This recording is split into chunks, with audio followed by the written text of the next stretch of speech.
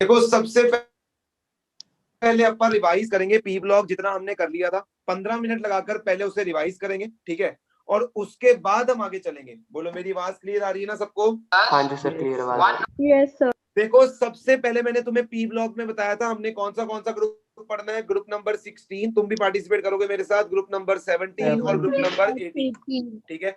Right now हम group number 16 पढ़ रहे हैं, जिसे हम क्या बोलते हैं, ऑक्सीजन फैमिली, या फिर क्या बोलते हैं, चाल्कोजेंस। चाल्कोजेंस इसको क्यों बोलते हैं कशिश? वाई ग्रुप 16 एलिमेंट्स को चाल्कोजेन बोला जाता है?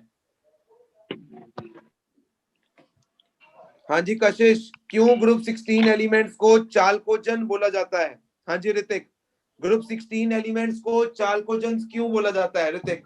सर और फॉर्मिंग एलिमेंट्स होते हैं। बिल्कुल, ये जो मोस्ट ऑफ द ओर्स हमें अर्थ में मिलते हैं उनमें या तो ऑक्सीजन पाया जाता है या सल्फर पाया जाता है। तो क्योंकि ये ओर फॉर्मिंग एलिमेंट्स है इसलिए हम इसे क्या बोलते हैं, चाल्कोजेंस बोलते हैं। मैंने पूरे पीरियोडिक टेबल में मेटलॉइड्स की एक टेक्निक बताई थी जो मुझे बताएगी महक। महक, मैंने मेटलॉइड्स को याद करने की एक टेक्निक बताई थी। पूरे पीरियोडिक टेबल में हमारे पास कौन से मेटलॉइड्स होते हैं, बता सकते हो तुम महक? हाँ जी महक, पूरे पीरियोडिक टेबल में हमारे पास कौन से मेटलॉइड्स हैं, उसकी क्या टेक्निक है, क्या तुम बता सकते हो? हाँ जी प्रभनूर, क्या तुम वो टेक्निक बता सकते हो? पूरे पीरियोडिक टेबल में हमारे पास जो मेटलॉइड्स हैं उसकी मैंने क्या टेक्निक बताई थी? टेक्निक नहीं याद, ऐसे ऐसे तो याद हो ही नहीं सकते प्रभनूर, बिना टेक्निक के तो कभी वो याद हो ही नहीं सकते। कोई भी स्टूडेंट मेरे को बोलेगा कि मेरे को याद है, वो उसको मोमेंटली याद हो सकते हैं for a time being, but paper तक नहीं याद रहेंगे। तो ध्रुव शर्मा क्या टेक्निक थी, जल्दी से बता दे मेटलॉइड्स की। बीना, सीता, गीता, ऐश्वर्या सब ट्यूशन आते। बालिका, सीता, गीता, ऐश्वर्या सब ट्यूशन आते। ये मैंने टेक्निक बताई थी मेटलॉइड्स को याद करने की। और इस टेक्निक का फायदा क्या है, ध्रुव बता सकता है मुझे कि इस सर टेक्निक को याद इसका करने से फायदा ये है कि इससे पता लग जाता है कि जो मेटलॉइड्स के ऊपर है वो हमेशा हमें नॉन मेटल मिलेंगे और नीचे बिल्कुल, हमेशा मेटल। ग्रुप 16 में हमें ये आइडेंटिफाई करने में हेल्प हो जाएगी मेटल्स कौन से हैं, नॉन मेटल्स कौन से और मेटलॉइड्स कौन से हैं। अगर तुमने हर ग्रुप में मेटलॉइड को पहचान लिया तो मेटलॉइड के ऊपर चलोगे तो नॉन मेटल, और मेटलॉइड के नीचे चलोगे तो तुम्हें क्या मिलेगा, metal. Are you getting my point or not? Yes sir. Okay, इतनी बात सबको क्लियर हो चुकी है। उसके हाँ बाद जी, हमने सर। डिस्कस किया था एटॉमिक रेडियस। जो हम ट्रेंड पढ़ते आ रहे हैं कि down the group atomic size बढ़ता है क्योंकि नंबर ऑफ शेल्स बढ़ती हैं और Z effective almost remains constant. तो यहाँ पर एग्जैक्टली वही ट्रेंड फॉलो होता है विदाउट एनी एक्सेप्शन। कोई भी एक्सेप्शन नहीं है एटॉमिक साइज में। Simply down the group atomic size क्या होगा, इंक्रीज होगा। बोलो इतनी बात क्लियर है? हाँ जी sir. Yes sir. Yes sir. लेकिन हमने आयोनाइजेशन एनर्जी के बारे में पढ़ा था, और ionization energy inversely proportional to size होती एटॉमिक है। साइज। तो जो ऑर्डर एटॉमिक रेडियस का है उसका रिवर्स ऑर्डर किसका होगा, आयोनाइजेशन एनर्जी। आयोनाइजेशन एनर्जी के। बिल्कुल सर। Yes sir. थर्ड मैंने करवाया था इलेक्ट्रॉन एफिनिटी। क्या तुम अंबिका मुझे बता सकते हो कि इलेक्ट्रॉन एफिनिटी में मैंने जो एक्सेप्शन के बारे में जिक्र किया था वो क्या एक्सेप्शन थी इलेक्ट्रॉन एफिनिटी में? हाँ जी अंबिका, इलेक्ट्रॉन एफिनिटी को लेकर मैंने जो चीजें डिस्कस की थी वो क्या इंपॉर्टेंट चीजें थी, क्या तुम बता पाओगे अंबिका? सर अगर हम डाउन द ग्रुप जाएं तो वो डिक्रीज होती है। डाउन द ग्रुप जाने पर इलेक्ट्रॉन एफिनिटी डिक्रीज होती है, ये जर्नल ट्रेंड है। बट यहां पर क्या इंपॉर्टेंट बताया था मैंने पीरियड 2 और पीरियड 3 के एलिमेंट्स के रिगार्डिंग? वहां पे सर जो फ्लोरीन का जो साइज होता है वो बहुत छोटा होता है। मैंने ये बताया था कि पीरियड 3 के एलिमेंट्स की इलेक्ट्रॉन एफिनिटी पीरियड 2 के एलिमेंट से ज्यादा होती है। अगर हम ग्रुप 13, 14, 15, 16, 17 को देखें तो पीरियड 3 के एलिमेंट्स की इलेक्ट्रॉन एफिनिटी पीरियड 2 के एलिमेंट से क्या होती है, ज्यादा होती है। जो कि मतलब हमारे ट्रेंड को नहीं हो, मतलब ये ट्रेंड के ऑपोजिट चल रहा है। और ऐसा क्यों होता है ये मुझे बताएगी पनिका। ऐसा ट्रेंड मैं क्यों ऑब्जर्व कर रहा हूं इन पीरियड 2 एंड पीरियड 3, जबकि उल्टा होना चाहिए था। पीरियड 2 की इलेक्ट्रॉन एफिनिटी ज्यादा होनी चाहिए थी, बट पीरियड 3 की एफिनिटी ज्यादा है। ऐसा क्यों पनिका? सर बिकॉज फ्लोरीन का साइज जो है वो छोटा बेटा होता है और ऊपर फ्लोरीन से नहीं, सिर्फ फ्लोरीन की बात नहीं हो रही है, तुम फिर वही चीज मिसकंसेप्शन में ले रहे हो। सिर्फ फ्लोरीन की बात नहीं हो रही है, हम ये कहेंगे पीरियड 2 के एलिमेंट्स का साइज छोटा है। ये सारे पीरियड 2 के एलिमेंट्स की बात कर रहा हूं मैं, जो भी 13, 14, 15, 16, 17 ग्रुप में है। पीरियड 2 के एलिमेंट्स का साइज छोटा है, तो जब वो इलेक्ट्रॉन लेंगे तो जितना स्टेबल उनको होना चाहिए था वो उतना स्टेबल नहीं हो पाएंगे, बिकॉज साइज छोटा होने के कारण जब वो इलेक्ट्रॉन लेंगे तो इलेक्ट्रॉन इलेक्ट्रॉन रिपल्शन भी कुछ ना कुछ रोल प्ले करेगी, जिसकी वजह से जितना स्टेबल होना चाहिए था, जितनी एनर्जी रिलीज करनी चाहिए थी उन्हें, उतनी एनर्जी रिलीज नहीं कर पाएंगे। और पीरियड 3 के एलिमेंट्स ज्यादा एनर्जी रिलीज कर पाएंगे क्योंकि उनका साइज होता है बड़ा और उनमें इलेक्ट्रॉन इलेक्ट्रॉन रिपल्शन नहीं होती है। और यहीं पर इंपॉर्टेंट चीज बताई थी कि अगर ग्रुप 17 में चलोगे तो क्लोरीन की फ्लोरीन से ज्यादा है, और कोई एक्सेप्शन नहीं है, फ्लोरीन की बाकी एलिमेंट से ज्यादा होगी, सिर्फ क्लोरीन और फ्लोरीन में एक्सेप्शन है। बट अगर ग्रुप 16 जिसको हम पढ़ रहे हैं उसकी बात करूं तो यहाँ पर सबसे ज्यादा तो सल्फर की हो गई है ड्यू टू दिस रीजन, और ऑक्सीजन की कहां पे चली गई है? आखिरी में। बोलो, इतनी चीज क्लियर है? Yes sir. नेक्स्ट हमने पढ़ा था इलेक्ट्रोनेगेटिविटी, तो ऐसा उसमें भी कोई एक्सेप्शन नहीं है, सिंपली डाउन द ग्रुप जाओगे तो इलेक्ट्रोनेगेटिविटी क्या होगी? डिक्रीज होगी, क्योंकि इलेक्ट्रोनेगेटिविटी भी एटॉमिक साइज के क्या होती है? Inversely proportional. तो नीचे जाते हुए एटॉमिक साइज बढ़ेगा तो इलेक्ट्रोनेगेटिविटी नीचे जाते हुए क्या होगी? डिक्रीज होगी।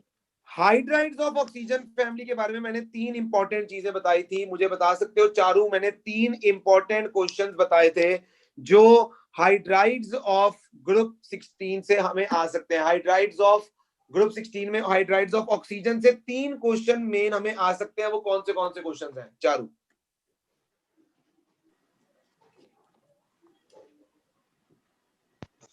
फर्स्ट थिंग है हाँ। दूसरी रिड्यूसिंग करेक्टर और थर्ड एसिडिक करेक्टर। पहला हमने डिस्कस किया था इन जो हाइड्राइड्स हैं उनकी थर्मल स्टेबिलिटी पे क्वेश्चन आ सकता है, सेकंड उनके रिड्यूसिंग करेक्टर पे क्वेश्चन आ सकता है, आवाज कट रही है सर, सर, आपकी आवाज कट बहुत गई। ज्यादा। थर्ड एसिडिक स्ट्रेंथ के ऊपर क्वेश्चन आ सकता है। थर्मल स्टेबिलिटी के बारे में कमेंट करेगा, क्या कारण है? हाँ सर, जी, आपकी आवाज कट गई थी। आवाज कट रही है सर आपकी। मैं ये बोल रहा हूं सबसे पहले निखिल थर्मल स्टेबिलिटी के फिर कट गई का क्या ऑर्डर? कट गई। आपकी आवाज कट गई है। एक सेकेंड रुको, अब आ रही है मेरी आवाज? अभी तो आ रही है सर। सर अभी आ रही है, बीच में कट जाती है। हाँ तो निखिल, मेरी आवाज आ रही है तुम्हें? निखिल, हाँ जी सर। तो मुझे बताओ इन हाइड्राइड्स की थर्मल स्टेबिलिटी का ऑर्डर। फिर कट गई। हेलो। इन हाइड्राइड्स की थर्मल स्टेबिलिटी निखिल। हाँ जी सर, वाटर की सबसे ज्यादा होगी, देन H2S, देन H2SC, फिर H2DE, देन H2PO। निखिल इसका कारण बता सकता है? इसका कारण क्या है सर? मतलब हाइड्रोजन और ऑक्सीजन का साइज, मतलब हाइड्रोजन का साइज भी छोटा है, ऑक्सीजन का साइज भी छोटा है, तो उनकी बॉन्डिंग ज्यादा स्ट्रॉन्ग है। हम बोलेंगे, देख बॉन्डिंग तो ज्यादा स्ट्रॉन्ग बोलेंगे, हम क्या बोलेंगे? इफेक्टिव ओवरलैपिंग ज्यादा है। बिल्कुल, साइज छोटा हो अगर दो एलिमेंट्स स्ट्रॉन्ग का है, तो वो इफेक्टिवली ओवरलैप कर पाते हैं, और इफेक्टिवली ओवरलैपिंग से क्या होता है? बॉन्ड जो बनता है इट्स अ स्ट्रॉन्ग बॉन्ड। वो बॉन्ड कैसा बनता है? It's a strong bond. Are you getting my point or not? Yes हाँ जी सर। ओके, सेकंड मुझे रिड्यूसिंग कैरेक्टर के बारे में युवांशु बताएगा, अबाउट द रिड्यूसिंग कैरेक्टर। तो रिड्यूसिंग कैरेक्टर उसमें क्योंकि वो उल्टा हो जाएगा बिल्कुल। ये क्या मतलब है उल्टा हो जाएगा? समझाओ ना, रिड्यूसिंग कैरेक्टर का मतलब क्या है? ये थोड़ी सुनने आया हूं कि उल्टा हो जाएगा। मैं पूछ रहा हूँ what is the meaning of reducing character. यहाँ पर रिड्यूसिंग कैरेक्टर का मतलब क्या है? सर कि वो हाइड्रोजन कितनी जल्दी दे देगा। एग्जैक्टली तो हाइड्रोजन जो जल्दी देगा वो उतनी जल्दी रिडक्शन करवाएगा और उतना बढ़िया रिड्यूसिंग एजेंट होगा। तो यहाँ पर ये बताना है कि इन पांचों में से रिड्यूसिंग एजेंट बढ़िया कौन होगा और बढ़िया कौन नहीं होगा। हमें ये बताना है। तो अब मुझे बताओ युवांशु, क्या रीजन दोगे कि तुम कह रहे हो कि नीचे जाते हुए रिड्यूसिंग करेक्टर बढ़ रहा है? क्या रीजन दोगे इसका? सर इफेक्टिव ओवरलैपिंग नीचे जाते हुए कम हो रही है हाइड्रोजन के साथ, क्योंकि ठीक है। साइज बड़ा हो रहा है। ठीक है, उसकी वजह से क्या होगा? इफेक्टिव ओवरलैपिंग कम हो जाएगी हाइड्रोजन इफेक्टिव के साथ। ओवरलैपिंग कम हो जाएगी, उससे क्या होगा यही तो पूछ रहा हूँ। इफेक्टिव ओवरलैपिंग कम हो गई, उसके बाद हाइड्रोजन जल्दी रिलीज हो जाएगा। हाइड्रोजन, एक सेकंड रुकना, एक सेकंड रुको।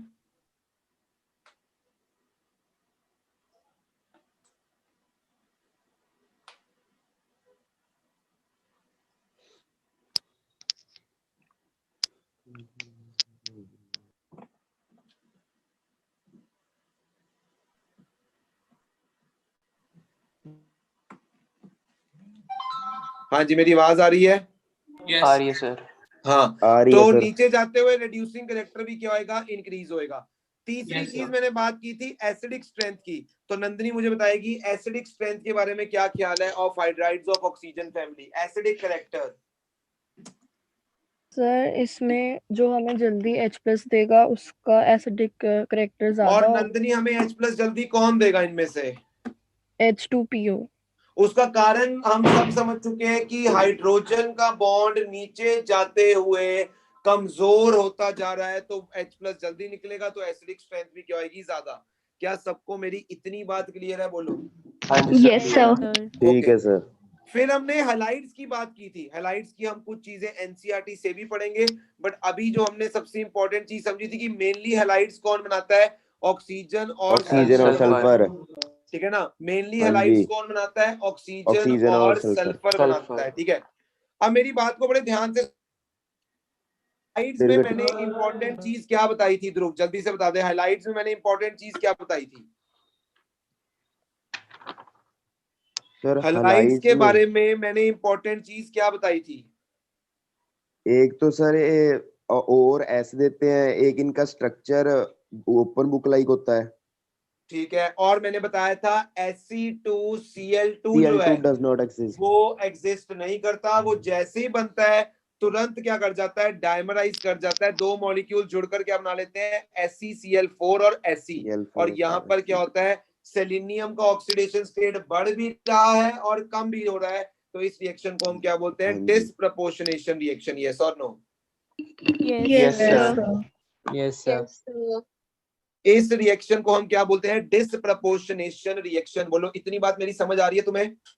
हाँ जी सर। Yes, ठीक है sir. सर। अच्छा, यहीं पर एक इंपॉर्टेंट क्वेश्चन और नोट करेंगे। आज हम एक इंपॉर्टेंट क्वेश्चन और लिखेंगे जो कि बहुत इंपॉर्टेंट है, बहुत बार आ चुका है पेपर के अंदर। तो ध्यान से सुनना, क्वेश्चन क्या है? क्वेश्चन है SF6 जो है वो एग्जिस्ट करता है। SF6 जो है एग्जिस्ट करता है, बट SH6 या SCl6 it does not exist. मेरी बात को बड़े ध्यान से सुनना, पहले क्वेश्चन को समझ लो। वैसे तो हम बात किसकी कर रहे हैं? अभी ऑक्सीजन की कर रहे थे बात हम, बट यहाँ पर हैलाइड्स की बात हो रही है, तो मैं सल्फर की भी बात साथ ही कर लेता हूं। कहता है SF6 एग्जिस्ट करता है, ये हमें कंपाउंड देखने को मिलता है, ठीक है, बट SH6 नहीं मिलता है, ना SCl6 मिलता है। It does not exist. Why? ध्यान से समझना। क्या मुझे बता सकते हो SF6 के अंदर सल्फर की ऑक्सीडेशन स्टेट कितनी है? कोई मुझे बता सकता है? +6. +6। अब सुनना ध्यान से, अब इसका कारण समझ लेना ध्यान से। बहुत इंपॉर्टेंट क्वेश्चन और बहुत बार बोर्ड एग्जाम्स में आ भी चुका है। सुनो, सल्फर का एटॉमिक नंबर होता है 16। एग्री करते हो? Yes, हाँ, sir. Yes sir. Configuration 1s2 2s2 2p6। सिर्फ मेरे लेक्चर को ना पूरे दिल से सुनना है बस। जो मैं पढ़ा रहा हूं ना पूरे दिल से, पूरा दिमाग इधर लगा के सुनोगे ना, तुम्हें पी ब्लॉक में मैं लर्न करने का वही नहीं दूंगा। सारा चैप्टर मैं लर्न कराऊंगा, मेरा वादा है ये तुमसे, बट तुम्हें पूरी अटेंशन से सुनना पड़ेगा। मैं उनको भी ऑब्जर्व कर रहा हूं जो मेरा नाम, जब उनका नाम लेता हूं, जो माइक अनम्यूट करके नहीं बोलते हैं। बेटा कहते हैं जैसा करते हैं वैसा ही मिलता है, तो टाइम भी उन्हीं को मिलना है जो अनम्यूट करके एटलीस्ट नहीं आता आता बोल देते हैं। वरना बाकियों के लिए तो फिर मैं उनको टाइम आने पे सब कुछ अच्छे से बताऊंगा। जब अपना टाइम आएगा ना तब बात करेंगे, ठीक है? तो 1s2 2s2 2p6 2p6 3s2 3p6 3s2 और 3p4 3p4 ये मैंने बना दिया सल्फर का 3s2। देखो इतनी बात क्लियर है। Yes. और क्लियर है ये सर। मैंने बना दिया 3p4 3p। तो 1 2 3 और 4 क्या Four. सल्फर के भी है? सर क्या आवाज क्या सर? सर आवाज आवाज कट कट गई गई थी। सर। अब आ रही है। हाँ अब आ रही है सर। अब आ रही है Yes, सर। sir. क्या सल्फर के पास 3d ऑर्बिटल प्रेजेंट है या नहीं? है sir. सर। हाँ जी है। अच्छा अभी ये सल्फर की ग्राउंड स्टेट है। ये सल्फर की क्या है? ग्राउंड स्टेट है। Ground Ground. state. देखो हमने बीबीटी के अकॉर्डिंग पढ़ रखा है कि अभी जितने अनपेयर्ड इलेक्ट्रॉन है सल्फर बॉन्ड बना पाएगा। यानी अभी सल्फर कितने बॉन्ड बना पाएगा? 2 बॉन्ड। Yes or no? दो बिल्कुल। बॉन्ड। Yes, sir. यानी उसकी ऑक्सीडेशन स्टेट अभी क्या होगी? +2। बट मैं अगर सल्फर की एक्साइटेड स्टेट को बनाने की कोशिश करूं तो एक्साइटेड स्टेट में मैं क्या देखूंगा? ध्यान से देखना, उसका एक जो इलेक्ट्रॉन रही है है सर आवाज। 3p सर से आवाज वो कट कहां गई पे चला थी। जाएगा? 3d में। अब देखो आ रही है आवाज? हाँ जी आ रही है सर। अब बोलो सर। देखो देखो मैं क्या कहूंगा, सल्फर की यदि मैं एक्साइटेड स्टेट को देखता हूं तो एक इलेक्ट्रॉन जो पी का है वो एक्साइट होकर कहां पे चला गया? 3d में। Yes or no? बिल्कुल सही सर। हाँ जी। यहाँ पर इस स्टेट में सल्फर 4 बॉन्ड बनाने जोगा हो गया। उसकी औकात अब 4 बॉन्ड बनाने जोगी होगी है, बिकॉज 4 अनपेयर्ड इलेक्ट्रॉन है उसके पास। यानी यहाँ पर वो ऑक्सीडेशन स्टेट शो कर सकता है +4। Yes or no? ठीक है। Yes, sir. Yes, sir. अगर हाँ मैं जी सर। सल्फर की सेकंड एक्साइटेड स्टेट की बात करूं तो यहां पर क्या होगा? मैं ध्यान से देखना बताता हूं तुम्हें। यहां पर क्या होने वाला है? यहां पर s का एक इलेक्ट्रॉन भी d में चला जाएगा। बोलो यस और नो? बिल्कुल Yes, जाएगा Yes, सर। sir. तो इस कंडीशन के अंदर मैं क्या कहूंगा कि जो सल्फर है वो 6 बॉन्ड्स बनाने के काबिल हो चुका है और उसकी ऑक्सीडेशन स्टेट कितनी हो सकती है? +6। और मैंने तुम्हें उस दिन बताया था कि किसी भी ग्रुप की मैक्सिमम और मिनिमम ऑक्सीडेशन स्टेट कैसे निकाली जाती है। क्या मुझे आशुतोष बता सकता है किसी ग्रुप की मैक्सिमम ऑक्सीडेशन स्टेट किससे निकाली जाती है? किस तरह से निकाली जाती है? किसी भी ग्रुप की maximum oxidation state. Ashutosh Kalra, मेरा टाइम मत वेस्ट करा करो। नहीं आता बोल तो नहीं आता, बस बात खत्म। नहीं आता। किसी भी ग्रुप की मैक्सिमम ऑक्सीडेशन स्टेट निकाली जाती है उसके नंबर ऑफ वैलेंस इलेक्ट्रॉन से। Yes or no? Yes sir. Yes, sir. Yes. तो सल्फर के वैलेंस Yes, sir. इलेक्ट्रॉन 6 हैं, 6। यानी वो मैक्सिमम +6 शो कर सकता है। वो मैक्सिमम 6 बॉन्ड बना सकता है। बट कहता बनाता है 6 बॉन्ड, बट फ्लोरीन के साथ बनाता है, इन दोनों के साथ क्यों नहीं बना रहा? फिर ये नाइंसाफी क्यों? फ्लोरीन ने ऐसा क्या कर दिया कि फ्लोरीन के साथ तो वो 6 बॉन्ड्स बना रहा है, फ्लोरीन के साथ तो वो +6 शो कर रहा है, बट वो हाइड्रोजन के साथ ये नहीं शो कर रहा, ना क्लोरीन के साथ ये शो कर रहा है। अब सुनना ध्यान से, यहां पर जो मैंने इलेक्ट्रॉन को एक्साइट किया है गजल, क्या उसके लिए एनर्जी चाहिए होगी इलेक्ट्रॉन को एक्साइट करने के लिए? ठीक है। तो होता क्या है, फ्लोरीन जो होता है, फ्लोरीन की इलेक्ट्रोनेगेटिविटी बहुत ज्यादा होती है। फ्लोरीन की क्या होती है? इलेक्ट्रोनेगेटिविटी बहुत ज्यादा होती है। और वो जो फ्लोरीन है, फ्लोरीन वो एनर्जी प्रोवाइड कर पाता है जो इसकी एक्साइटेशन के लिए रिक्वायर्ड होती है, due to small size and high electronegativity. Even एक चीज और बताना चाहूंगा तुम्हें, यहां पर ध्यान से सुनना। क्या यहाँ पर सल्फर ऑक्सीडाइज हो रहा है? मतलब उसकी +6 में जा रहा है, मतलब क्या है? उसकी ऑक्सीडेशन हो रही है। ऑक्सीडाइज हो रहा है। हाँ सही है सर। इसका मतलब फ्लोरीन रिड्यूस हो रहा होगा, क्योंकि फ्लोरीन ये काम कर पा रहा है ना। ठीक तो है इसका ठीक है मतलब ठीक है। फ्लोरीन खुद रिड्यूस होकर सल्फर को ऑक्सीडाइज कर पा रहा है। यही कहना चाहता हूं मैं। हाँ यस जी। सर। Yes sir. भाविका, क्या तुम मुझे बता सकते हो, इलेक्ट्रोकेमिस्ट्री में हमने एक सीरीज की थी जिसको हम बोलते हैं इलेक्ट्रोकेमिकल सीरीज, जिसमें हमने वेरियस एलिमेंट्स के रिडक्शन पोटेंशियल्स देखे थे। Yes or no? Yes sir. और चाहे तुम उस सीरीज को एनसीईआरटी में से खोल के देख लो, सबसे ज्यादा रिडक्शन पोटेंशियल फ्लोरीन का होता है। सबसे बिल्कुल ज्यादा yes sir. Best reducing agent in the periodic table is fluorine, the best reducing agent, because उसका रिडक्शन पोटेंशियल सबसे ज्यादा होता है।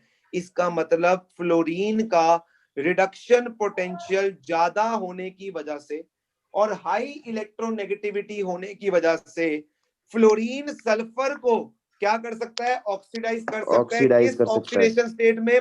+6 में। +6। ठीक है, बट ना हाँ ये जी। काम क्लोरीन कर सकता है, ना ये काम हाइड्रोजन कर सकता है। इसी कारण की वजह से SF6 एग्जिस्ट करता है, बट SH6 या SCl6 एग्जिस्ट नहीं करता।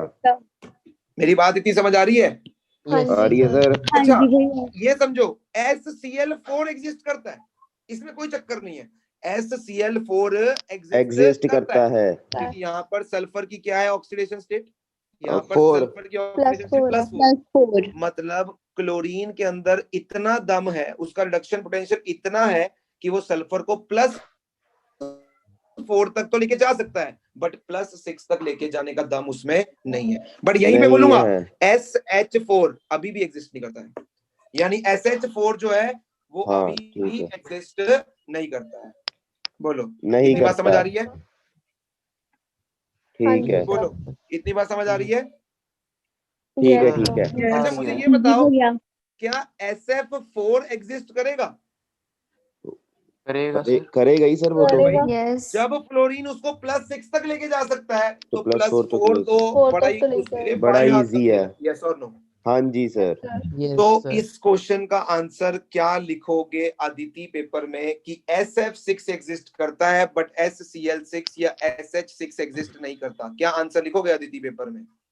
भैया इसमें फिर यही लिखेंगे कि फ्लोरीन की जो वो हाईली जो ऑक्सीडेशन स्टेट की वजह से वो उसको सल्फर को सेकंड एक्साइटेड स्टेट में पहुंचा देगा, जिसकी वजह से उसकी ऑक्सीडेशन स्टेट +6 हो जाएगी। और वो फ्लोरीन की SF6 किसकी वजह से अदिति? फ्लोरीन के किसकी वजह से? क्या खासियत है फ्लोरीन की जिसकी वजह से वो सल्फर को +6 तक पहुंचाने में कामयाब हो रहा है? ऐसी क्या खासियत है फ्लोरीन के पास? वो ऑक्सीडेशन स्टेट उसकी अच्छी होती है, सबसे ज्यादा नहीं, वो ये होता कब है। मैंने बोला अदिति? ये मैंने कब बोला? एंजल बताएगी क्या आंसर लिखूंगा। ऐसा सर, क्या फ्लोरीन में खास है एंजल? हम इसमें लिखेंगे जो फ्लोरीन है उसकी हाई रिडक्शन पोटेंशियल होता है। बस, fluorine due to its high reduction potential and high electronegativity ये काम कर सकता है सल्फर के साथ, बट क्लोरीन और हाइड्रोजन नहीं कर सकते हैं। बोलो, इतनी बात क्लियर हो गई? सबने क्वेश्चन लिख लिया? जेड़े मैं 2 मिनट क्वेश्चन सर बता एवर। के जा रहा हूँ, जॉन से मैं क्वेश्चन बता के जा रहा हूँ, पेपर में उसके अलावा कोई क्वेश्चन नहीं आना। अब तुम्हारे ऊपर है, मैं जिस दिन बोर्ड का पेपर देके आओगे रिकॉर्डिंग में सुना दूंगा कि तुम्हें एडवांस में मैंने बता दिया था पेपर में यही क्वेश्चन आने हैं, तुमने नहीं लिखे, ये तुम्हारा फॉल्ट है। Are you getting my point or not? Yes sir. Yes sir. अब एक और क्वेश्चन यहां से आता है, वो होता है SF6 जो होता है is kinetically stable, is kinetically stable या कह लो काइनेटिकली इनर्ट, काइनेटिकली स्टेबल या कह लो काइनेटिकली इनर्ट। इसका कारण क्या है? देखो, SF6 में सल्फर, क्या फ्लोरीन ये ऐसे गिरा होगा? Yes or no? क्या ये ऑक्टाहेड्रल ज्योमेट्री होगी? Yes or no? अरे ऑक्टाहेड्रल होगी ना। इसकी सल्फर की चेक करो ना, हाइब्रिडाइजेशन कितनी है? 6 सिग्मा बॉन्ड है, यानी sp3d2। और sp3d2 के लिए कौन सी ज्योमेट्री होती है? ऑक्टाहेड्रल। ऑक्टाहेड्रल। Yes sir. हाँ जी। तो तुम देखो, क्या फ्लोरीन ने हर तरफ से सल्फर को घेर रखा है? हाँ जी सर। घेरा तो हुआ भाई है। डाइपोल मोमेंट 0 है। सर आवाज आवाज कट रही है सर शायद आपकी।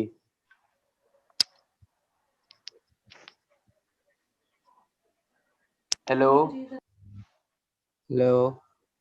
हाँ।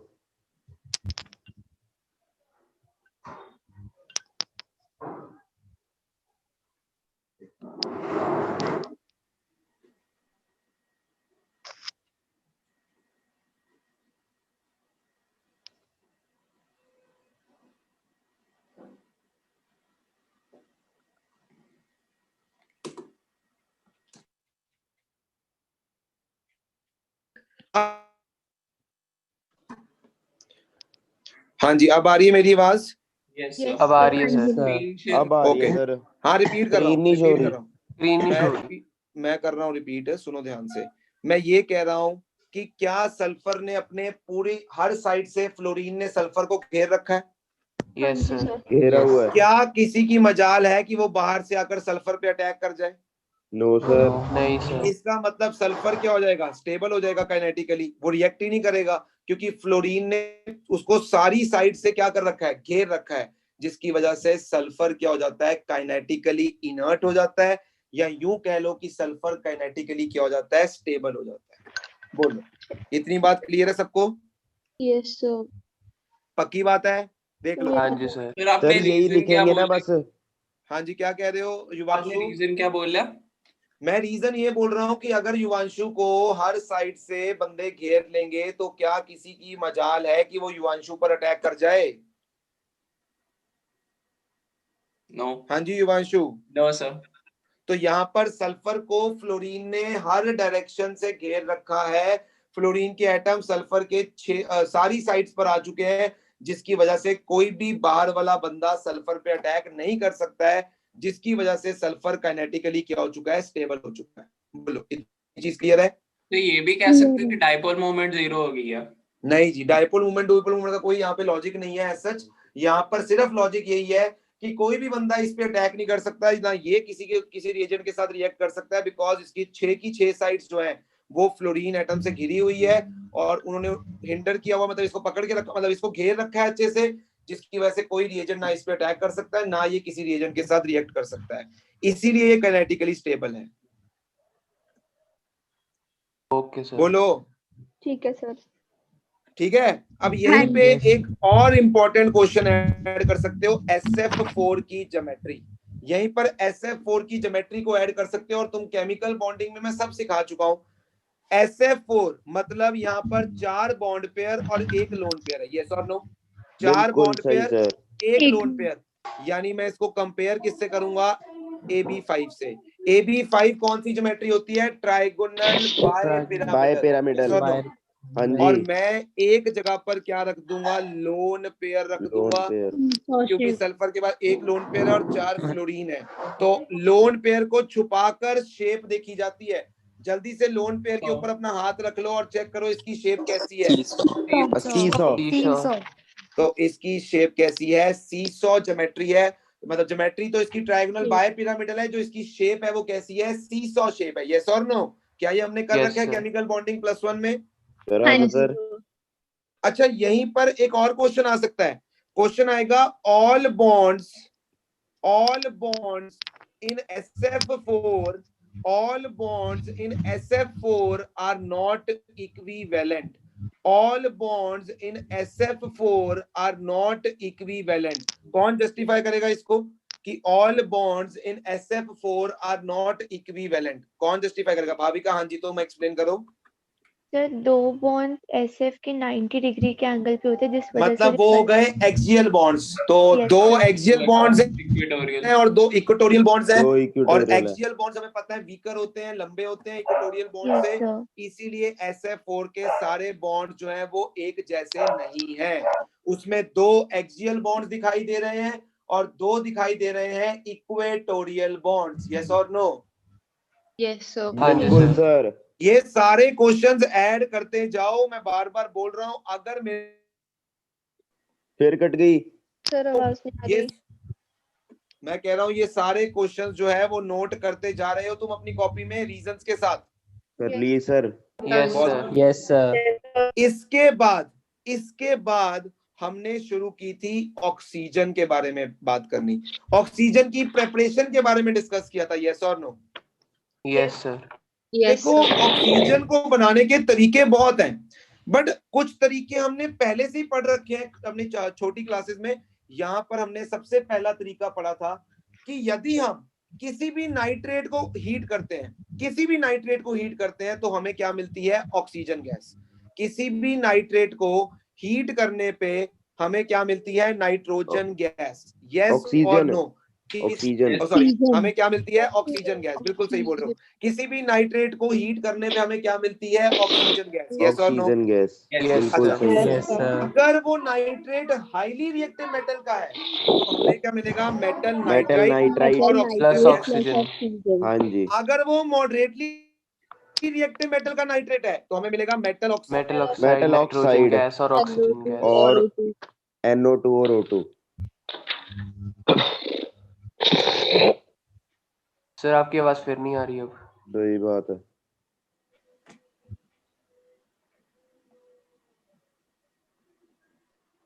नेट में प्रॉब्लम है आज।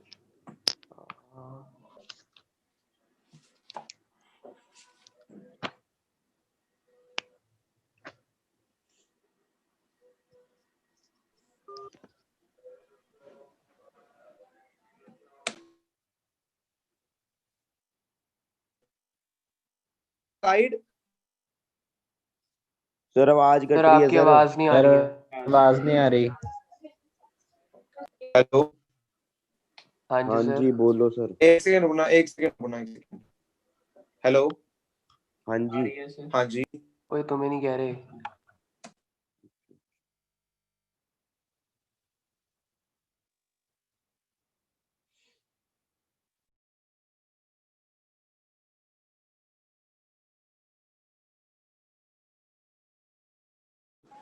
हाँ जी, मेरी आवाज आ रही है? पूरी। आ रही है सर। एक समझ आती है कि एक बार फोन काट देना मतलब इसका मतलब क्या है कि बंदा बिजी है यार, नहीं फोन उठा सकता, क्लास में बैठा है वो, फिर भी बार बार कॉल कर ही जाएंगे लोग।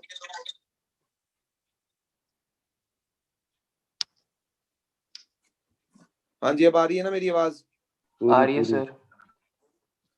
भाई तुम भी सुन लो यार, अगर मैं एक बार फोन काट दे रहा हूँ ना मतलब मैं क्लास में बैठा हूं, मुझे कोई शौक नहीं है फोन काट देने का तुम्हारा। ओके। सारा ध्यान डाइवर्ट हो जाता है उस साइड पर, फिर कर ही जाएंगे फोन। ये नहीं बंदे ने फोन काट दिया, थोड़ा सा वेट कर ले, अपने आप फोन बैक कॉल बैक करेगा वो। हाँ, तो कल हमने क्या डिस्कस किया था, एक बार मुझे बता दो फटाफट से। हमने बोला था अगर वो हाईली रिएक्टिव मेटल का नाइट्रेट है तो हीट करने पे क्या देगा, मेटल नाइट्राइट प्लस नाइट्राइट और nitrite plus oxygen. Oxygen greatly reactive metal का नाइट्रेट है तो metal oxide plus plus nitrogen NO2 gas और ऑक्सीजन O2। गैस। और अगर वो लीस्ट रिएक्टिव मेटल का नाइट्रेट तो है तब क्या मेटल और मिलेगा, नाइट मेटल प्लस और plus oxygen. NO2 plus plus O2। Oxygen. Yes or no? ठीक है सर। अच्छा, फिर हमने ये भी पढ़ा था कि KClO3 को गर्म करोगे तो वो क्या दे एक्सक्यूज मी देगा, सर। KCl और O2। हाँ जी बोलो। सर लो रिएक्टिव मेटल के साथ करते हैं तो मेटल नाइट्रेट नहीं मिलता साथ में, मेटल प्लस नाइट्रेट प्लस नहीं, ऑक्सीजन। मेटल मेटल मैंने कुछ दिन भी करेक्शन करवाई और लिखी हुई है करेक्शन यहाँ पर सिद्धार्थ, हाँ मेटल जी। प्लस NO2 और प्लस O2। Okay sir. अच्छा, फिर एक मेथड ऑक्सीजन को बनाने का, KClO3 को जब हम गर्म करते हैं तो क्या बनता है, KCl plus KCl O2। plus yes or no? O2। हाँ जी। बिल्कुल। एक बिल्कुल तुमने सर। और पढ़ रखा है 10वीं क्लास में, पानी से जब इलेक्ट्रिसिटी पास करते हैं तो हमें दो गैसेस हाइड्रोजन मिलती प्लस हैं, ऑक्सीजन गैस हाइड्रोजन और ऑक्सीजन। ये भी ऑक्सीजन बनाने का तरीका है, यस और नो? है सर। बिल्कुल है सर। और अगर मैं इंडस्ट्रीज की बात करूं ना तो क्लास 9th में हमने पढ़ा हुआ है कि इंडस्ट्री में हम ऑक्सीजन कैसे बना लेते हैं। कई बार हमारे पास जो एयर होती है उसके अंदर ऑक्सीजन गैस होती है, yes or no, but mixture of gases है, नाइट्रोजन भी हाँ होती जी। है हाँ जी। By the process of fractional distillation. Class 9th के सेकंड चैप्टर में हमने पढ़ा था कि एयर में से डिफरेंट गैसेस को सेपरेट करना हो तो हम टेक्निक यूज करते हैं, the technique of fractional distillation. Fractional yes or no? Distillation. Yes sir. ठीक है सर। तो एक मेथड ऑक्सीजन को बनाने का वो भी होता है। बोलो, इतनी बात क्लियर हो रही है? उसके बाद मैंने बोला यस था सर। अगर तुम ऑक्साइड्स को हीट करोगे, अगर तुम ऑक्साइड्स को हीट करोगे तो तुम्हें क्या मिलेगी, ऑक्सीजन गैस मिलेगी। हाईली रिएक्टिव मेटल के ऑक्साइड हीट करने पे कुछ नहीं देते, यस और नो? बिल्कुल सर। मॉडरेटली रिएक्टिव मेटल के जब तुम ऑक्साइड्स को हीट करोगे तो तुम्हें क्या मिलेगा, metal plus metal plus O2। Oxygen. Plus O2। और एकदम लीस्ट सही सर। रिएक्टिव मेटल के ऑक्साइड को हीट करोगे तो मिलेगा metal metal plus plus oxygen. भैया वहाँ पे सर वहां मेटल पे सेकंड में ऑक्साइड मेटल यहाँ प्लस मेटल ऑक्साइड ऑक्सीजन। ही आएगा गजल, मेटल ऑक्साइड ही आएगा यहाँ पर। आपने मेटल करेक्शन कराई थी ऑक्साइड ना। प्लस O2 और लीस्ट रिएक्टिव मेटल को गर्म करोगे तो मेटल प्लस O2 मिलेगा तुम्हें। मैं बताऊंगा अभी, ये रिएक्शन एनसीईआरटी में है कि मैं क्या बोल रहा हूँ और क्या नहीं, मैं अभी तुम्हें बताऊंगा थोड़ी देर में, बट अभी के लिए ये पहले नोट डाउन कर लो, फिर इसको हम डिस्कस भी करेंगे। कर ली। ठीक है सर। एक सेकंड रुकना, बस एक सेकंड देना मेरे को।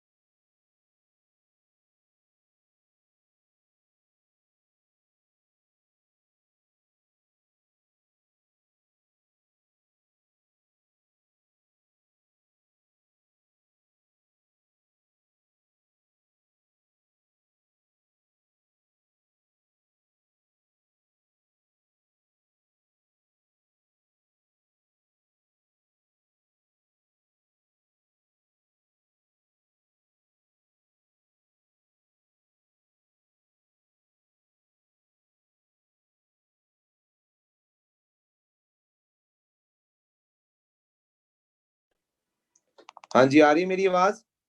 Yes sir. Yes sir. Yes, Okay. sir. तो यहाँ तक हम डिस्कस कर चुके थे बाय हीटिंग ऑक्साइड। फिर हमने ओजोन के बारे में सबसे इंपॉर्टेंट चीज मैंने तुम्हें क्या बताई थी, पहले मुझे ये बताओ। ओजोन के बारे में सबसे इंपॉर्टेंट चीज क्या बताई थी मैंने तुम्हें? कलर। कि ओजोन Colours ozone एक के वो एक different pale different pure colours ozone blue देता है, गैस है, गैसियस, एक लिक्विड और डार्क ब्लू लिक्विड है, और एक violet black violet solid solid है। है। यस बिल्कुल ठीक है। फिर हमने ओजोन के स्ट्रक्चर को डिस्कस किया था कि ओजोन में ऑक्सीजन की हाइब्रिडाइजेशन sp2 है, yes or no? Yes sir. Yes, बिल्कुल sir. यस। हाइब्रिडाइजेशन sp2 है और सारे बॉन्ड्स जो है वो सेम है। तो ओजोन Equal में है। सारे बॉन्ड्स सेम क्यों होते हैं, ये मुझे संचित चोपड़ा जी बताएंगे, अगर वो क्लास में है तो। जी बताएंगे कि ओजोन के अंदर सारे बॉन्ड्स सेम क्यों होते हैं। बिकॉज ऑफ रेजोनेंस, बिल्कुल सही है, रेजोनेटिंग रेजोनेंस स्ट्रक्चर की जब वजह बनाते हैं से तब बॉन्ड इक्वल हो ओजोन, जाते हैं। बिल्कुल रेजोनेंस की वजह से यहाँ पर ओजोन में जो ओओ बॉन्ड्स हैं वो सारे क्या है, सेम है। इक्वल। फिर मैंने बताया था ओजोन की प्रेपरेशन। देखो ओजोन की प्रेपरेशन कैसे होती है, ऑक्सीजन गैस में हमें थोड़ी सी इलेक्ट्रिसिटी पास करनी पड़ती है, जिससे क्या बनती है, ओजोन। Yes or no? बिल्कुल बिल्कुल सही सर, सर। बिल्कुल सही। देखो O2 जो है वो O3 में अपने आप कन्वर्ट नहीं होगी, बट हाँ O3 जो है वो O2 में कन्वर्ट हो जाती है। देखो कैसे, अगर मैं कहूं कि O3 O2 में कन्वर्ट हो रही है, इसका मतलब ज्यादा स्टेबल कौन है थर्मोडायनेमिकली? O2 ज्यादा स्टेबल है। O2। इसका मतलब O2 ज्यादा स्टेबल है, और इसको मैं बड़े आराम से Yes, प्रूव भी sir. कर सकता हूं, क्योंकि जब O3 O2 में कन्वर्ट होती है ना, तो it is an exothermic reaction, यानी इसका डेल्टा H क्या हो गया, negative. Yes or no? Negative. बिल्कुल सर।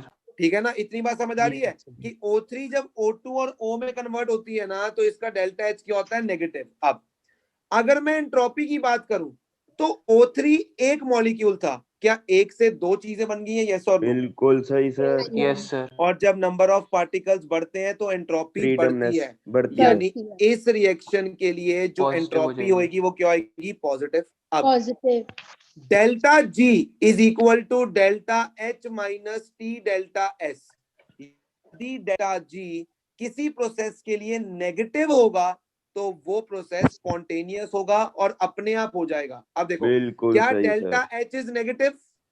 यस हाँ सर। जी Yes. है। ठीक है, and delta S is positive, and negative negative positive हो विल जाएगा। Again give you negative quantity, यानी बिल्कुल डेल्टा सही। जी क्या आ जाएगा, negative, and this process is spontaneous. Spontaneous. यानी O3 O2 में O3 O2 में अपने आप कन्वर्ट हो जाती है, स्टेबल नहीं होती है ओजोन, बट O2 O3 में अपने आप कन्वर्ट नहीं होगी। ये एक एंडोथर्मिक रिएक्शन है, तुम्हें एनर्जी देनी ही पड़ेगी, तब जाकर O2 जो है वो O3 में कन्वर्ट होगी। और इस चीज को मैंने थर्मोडायनेमिकली क्या कर दिया है, प्रूव कर दिया है। Proof. बोलो, क्लियर है ओके। इतनी बात? Yes sir. Yes, बिल्कुल sir. क्लियर सही है सर। सर। यस हाँ जी बोलो। सर, जो ये हम साइलेंट इलेक्ट्रिक चार्ज करते हैं वो साइलेंट क्या? साइलेंट मतलब कम इलेक्ट्रिसिटी देनी है, साइलेंट का मतलब ये थोड़ी कि मतलब शोर मचा के नहीं देनी है, नहीं। आराम से इलेक्ट्रिसिटी पास करनी है।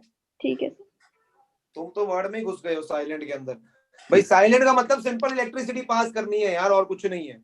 तो अब बात करते हैं प्रॉपर्टीज ऑफ ओजोन की। सबसे इंपॉर्टेंट प्रॉपर्टी मैं तुम्हें बता चुका हूं कि ओजोन एक अच्छी ऑक्सीडाइजिंग ऑक्सीडाइजिंग एजेंट एजेंट है। एजेंट। ये बिल्कुल। तुरंत से क्या दे देता है, नेसेंट Nascent ऑक्सीजन। ऑक्सीजन। और मैंने तुम्हें बताया था जहां कहीं भी ऑक्सीडेशन नेसेंट ऑक्सीजन की वजह से हो रही होती है, तो एलिमेंट वहां अपनी पर हाईएस्ट वहां पे Highest एलिमेंट अपनी स्टेट में आ जाता हाईएस्ट है। ऑक्सीडाइजिंग स्टेट में तो पहुंच ये जाता है। रिएक्शन बहुत इंपॉर्टेंट है।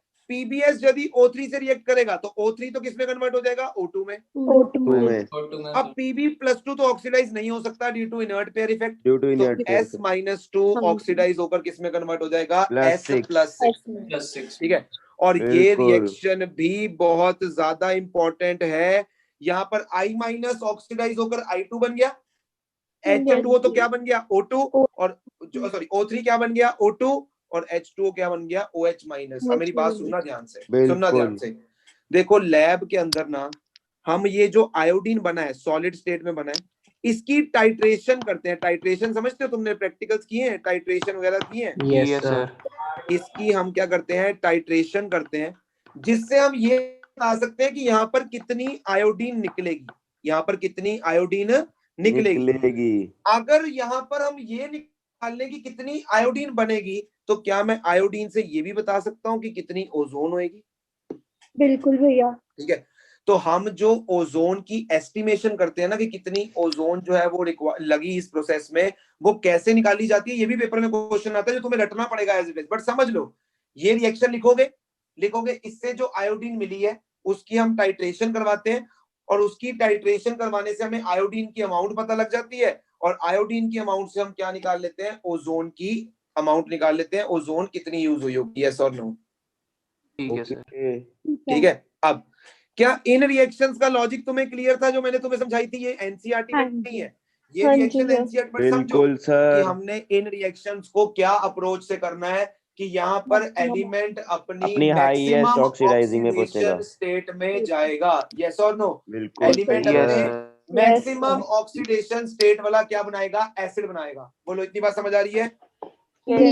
तो आयोडीन का बनता है HiO3, यहाँ पर आयोडीन +5 है, उसकी मैक्सिमम यही होती देखी जाती है। P4 से बनेगा HCPO4, और S से बनेगा H2SO4, और O3 ने O2 तो देना ही देना है, यस और नो?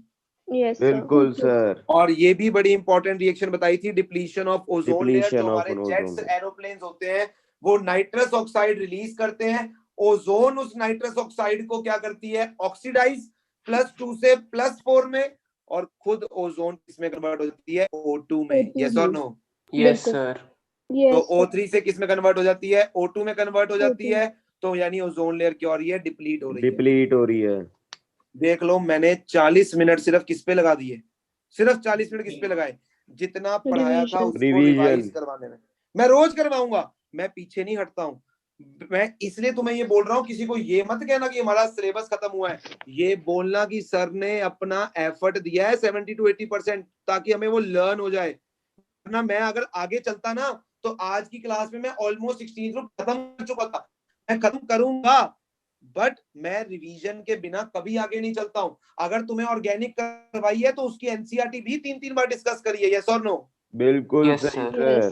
सिलेबस इसलिए जल्दी खत्म नहीं हुआ कि हमने चीजें भाग कर करी हैं, सिलेबस इसलिए खत्म हुआ है कि तुमने मेरे साथ टाइम की कोऑपरेशन की है। जब मैं 1.5 घंटे क्लास देता था तुम बैठते थे, 2 घंटे क्लास देता था तुम बैठते थे। ये तुम्हारी हिम्मत है कि तुमने सिलेबस को जल्दी खत्म किया है और विद रिवीजन खत्म किया है। समझ रहे हो मेरी बात? इसकी इंपॉर्टेंस तुम्हें अब समझ आएगी टेस्ट सीरीज में। अब चलते हैं किसके ऊपर, थोड़ी सी बात अब हम करेंगे सल्फर की। मैंने पहले ही बोला था तुम्हें कि तुम्हें पहले दो एलिमेंट्स की केमिस्ट्री को पूरी डिटेल में पढ़ना होता है। हमने ऑक्सीजन के बारे में काफी कुछ पढ़ लिया है, अब किसकी बारी है, सल्फर। बिल्कुल सही सर। सबसे पहले मैं बात करूंगा सल्फर के एलोट्रॉप्स की। बस मेरी बातें सुनते जाओ, रोज रिवाइज करते जाओ, पी ब्लॉक तुम्हारा हिट हो जाएगा। सबसे पहले मैं बात करूंगा सल्फर के एलोट्रॉप्स की। पहले मुझे कोई ये बता दे कि एलोट्रॉप्स होते क्या है, एलोट्रॉप्स क्या होते हैं? कोई मुझे बता सकता है कि एलोट्रॉप्स क्या होते हैं? सूरज, हाथ नहीं खड़े करने की जरूरत है, मैं सीधा पूछता हूं तो सिंपल बताओ, बट एलोट्रॉप्स का मतलब क्या होता है? सूरज सर, जैसे कार्बन के ग्रेफाइट होता है, डायमंड, ये आंसर थोड़ी होता है। जैसे कार्बन के ग्रेफाइट और डायमंड होते हैं, तो भाई एलोट्रॉप्स क्या है? वो तो मुझे भी पता है, कार्बन के डायमंड, ग्रेफाइट और बकमिनिस्टर फुलरीन है। एलोट्रॉप्स क्या होते हैं? सर जैसे कि लगता है जब कोई जैसे कोई एक सब्सटेंस अपनी 2-3 फॉर्म में अगर एग्जिस्ट करे, जब एग्जिस्ट करे, किसी एक सब्सटेंस का डिफरेंट फॉर्म्स में एग्जिस्ट करना, हम उसे बोलते हैं एलोट्रॉप्स। यानी कार्बन जो है, डायमंड में भी कार्बन ही है, उसके अलावा कुछ नहीं है। ग्रेफाइट के अंदर भी कार्बन ही है, उसके अलावा कुछ नहीं है। बट दोनों में अरेंजमेंट ऑफ कार्बन डिफरेंट है, जिसकी वजह से दोनों की फिजिकल प्रॉपर्टीज डिफरेंट है, और इसी को हम बोलते हैं एलोट्रॉप्स। किसी एक ही चीज का अलग अलग फॉर्म्स में एग्जिस्ट कर जाना, उसको हम क्या बोलते हैं? एलोट्रॉप्स। सुनना ध्यान से, यहां पर हम सल्फर के 2 एलोट्रॉप्स को डिस्कस करेंगे, और ध्यान से सुनना। एक है रोम्बिक सल्फर, शायद तुमने कभी नाम सुना हो। एक है रोम्बिक सल्फर, जिसे अल्फा सल्फर भी बोलते हैं, और एक है तुम्हारे पास मोनोक्लिनिक सल्फर। सुना है कभी नाम? रोम्बिक सल्फर शायद सुना हुआ है। चलो, एक है रोम्बिक सल्फर जिसे अल्फा सल्फर भी बोलते हैं, और एक है मोनोक्लिनिक सल्फर जिसे हम क्या बोलते हैं, बीटा सल्फर, जिसे हम क्या बोलते हैं, बीटा सल्फर। तो एक है अल्फा सल्फर, एक है बीटा सल्फर। सबसे पहली चीज तो ये है कि ये दोनों ही पानी में सॉल्यूबल नहीं होते हैं, ये दोनों ही पानी में सॉल्यूबल नहीं है। क्या मेरी इतनी बात समझ आ रही है? हाँ जी। Yes sir. ये दोनों ही पानी के अंदर सॉल्यूबल नहीं होते। मैं इंपॉर्टेंट चीजें बताऊंगा इनके बारे में। दूसरा, पानी के साथ एक और सॉल्वेंट हम यूज करते हैं, दैट इज कार्बन डाइसल्फाइड। कौन सा सॉल्वेंट यूज करते हैं? Carbon disulphide. डाइसल्फाइड। और दोनों के दोनों कार्बन डाइसल्फाइड में क्या होते हैं, सॉल्यूबल होते हैं। ये दोनों के दोनों क्या होते हैं, कार्बन डाइसल्फाइड के अंदर सॉल्यूबल होते हैं, बट पानी के अंदर दोनों के दोनों सॉल्यूबल नहीं है। बोलो इतनी बात समझ आ रही है? क्लियर है। Yes sir. अब ध्यान से सुनना, बड़ा इंपॉर्टेंट पॉइंट बताने जा रहा हूं, which is very very important point. अब ध्यान से सुनना, अल्फा सल्फर, अगर मैं बात करूं अल्फा सल्फर, अगर टेम्परेचर 369 केल्विन या उससे ऊपर कर दिया जाए, बोलो 369 केल्विन कितने डिग्री सेल्सियस हुआ? 369 केल्विन कितने डिग्री सेल्सियस हुआ?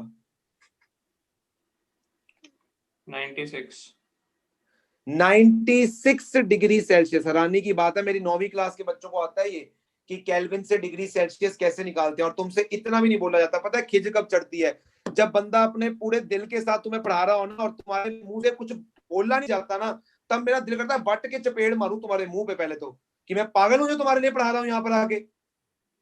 क्या तुम्हें केल्विन को डिग्री सेल्सियस में कन्वर्ट करना नहीं आता?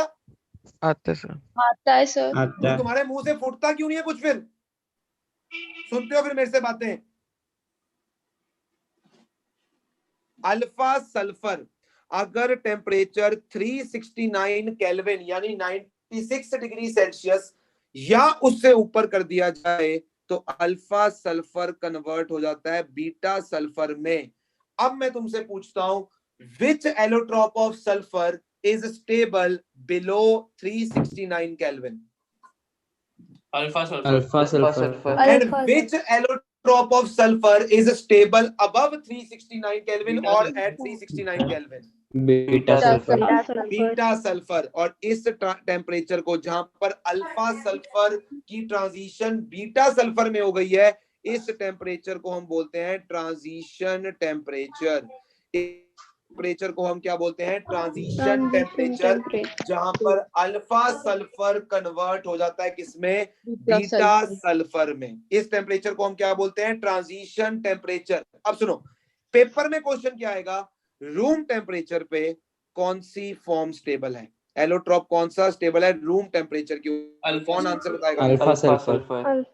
अल्फा सल्फर यानी rhombic sulphur is stable at room temperature. ये आएगा एमसीक्यू में क्वेश्चन कि which allotrope of sulphur is more stable at room temperature. तो रूम टेम्परेचर के ऊपर कौन सा स्टेबल है? अल्फा सल्फर या rhombic sulphur. Are you getting my point or not? Yes sir. मैं फिर से एक चीज बोल रहा हूं तुम्हें, तुमने कहा सर पी ब्लॉक करा दो, मैंने करा दिया। अब अगर तुम भूलोगे फ्यूचर में, तो सिद्धार्थ उसका ऑल्टरनेटिव क्या होगा? वीडियोस। बस वीडियो सुनो, डाउट्स लो, डिस्कस करो एंड टेस्ट दो। सिंपल सी बात है, क्योंकि मैं तुम्हें बोला था कि तुम भूलोगे बाद में, बट अभी अगर अच्छे से कर लोगे तो नहीं भूलोगे। हम रोज रिवाइज करेंगे, ठीक है? अब सल्फर की अगर मैं बात करूं, तो सल्फर जो है, सल्फर एग्जिस्ट। कशिश तुम्हें मेरी आवाज नहीं आ रही है? कशिश मंगल, सल्फर 3 फॉर्म्स में एग्जिस्ट करता है। In the form of S2, ठीक है, in the form of S6, in the form of S8। मैं फिर से बता देता हूं, कशिश जी का कहना है कि सल्फर का एक बार फिर से बता दो रूम टेम्परेचर वाला। मैं कह रहा हूं 369 केल्विन से पहले अल्फा सल्फर स्टेबल होता है। 369 टेम्परेचर या उसके बाद अल्फा सल्फर बीटा सल्फर में कन्वर्ट हो जाता है, और उस टेम्परेचर को हम क्या बोलते हैं? Transition temperature. जहां पर अल्फा सल्फर किसमें कन्वर्ट हो जाए? बीटा सल्फर में। उस टेम्परेचर को हम बोलते हैं ट्रांजिशन टेम्परेचर। और रूम टेम्परेचर पे कौन सा सल्फर स्टेबल है? अल्फा सल्फर यानी रोम्बिक सल्फर। बोलो इतनी चीज क्लियर है? क्लियर है सर। Yes sir. यस अब सर। सल्फर तीन सर। फॉर्म्स में एग्जिस्ट करता है, either in the form of S2, ये वेपर स्टेट में एग्जिस्ट करता है in the form of S2, और तब ये क्या हो जाता है, पैरामैग्नेटिक हो जाता है। तब ये क्या हो जाता है, पैरामैग्नेटिक। पता है कैसे पैरामैग्नेटिक। मैंने इसको जज किया, पता है कैसे जज किया मैंने इसको, क्योंकि O2 होता है ना, O2 भी क्या होता है, paramagnetic. Yes or no yes भाई, सर। O2 Yes, क्या sir. होता है, पैरामैग्नेटिक। उसी तरह सल्फर भी क्या होता है, वेपर स्टेट में एग्जिस्ट करता है in the form of S2, और ये भी क्या होता है, पैरामैग्नेटिक। अब सल्फर तीन फॉर्म्स में एग्जिस्ट करता है, ये S2, ये S6, ये हम ऑर्गेनिक में पढ़ते हैं इसकी फॉर्म, ऑर्गेनिक केमिस्ट्री में बताता हूँ तुम्हें S6 कैसे होता है, बेसिकली ध्यान से समझना। S6 का जो स्ट्रक्चर है तुम्हारी एनसीईआरटी में वैसे बना हुआ है, बट इसको ध्यान से समझने की कोशिश करना।